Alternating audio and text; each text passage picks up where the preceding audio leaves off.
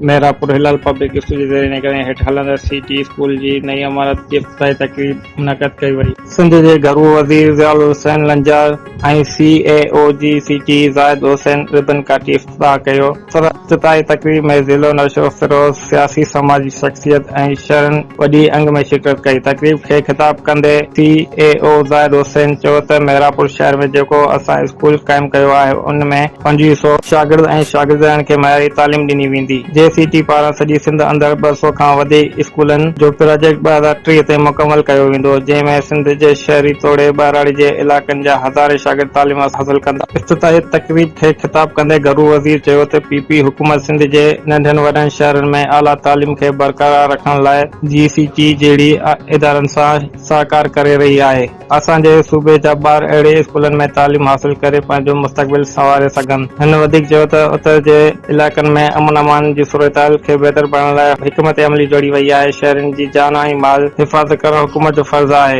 कंहिं बि ॾुआरी खे माफ़ न कयो वेंदो। तक़रीब खे GC नौशो फ़िरोज़ मोहम्मद अरसलान सलीम ऐं JCT स्कूल जे अमलदारनि पिण और एडमिनिस्ट्रेशन जब तक मिनिस्टर्स हैं तो हम आपके साथ हैं। मिनिस्टर के बाद आपके मेंबर के तौर पर काम करेंगे और यकीनन में ये जैसे हमारे पास SEF है शायद तो लगारी साहब उसको हेड कर रहे हैं जी, हाँ, तो उनको भी कहेंगे कि आप लोगों के साथ कोऑर्डिनेशन करें, ना कि एक फजूल जगह पर पैसे हम ज़ाया करते जाएं। एक जो वो फंड है वो भी हम आपके साथ बैठें।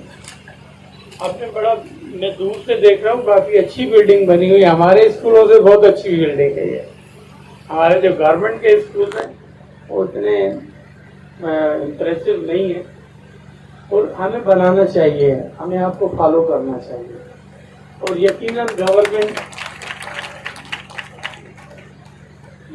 गवर्नमेंट प्राइवेट पब्लिक पार्टनरशिप की तरफ जा रही है काफ़ी चीज़ों में।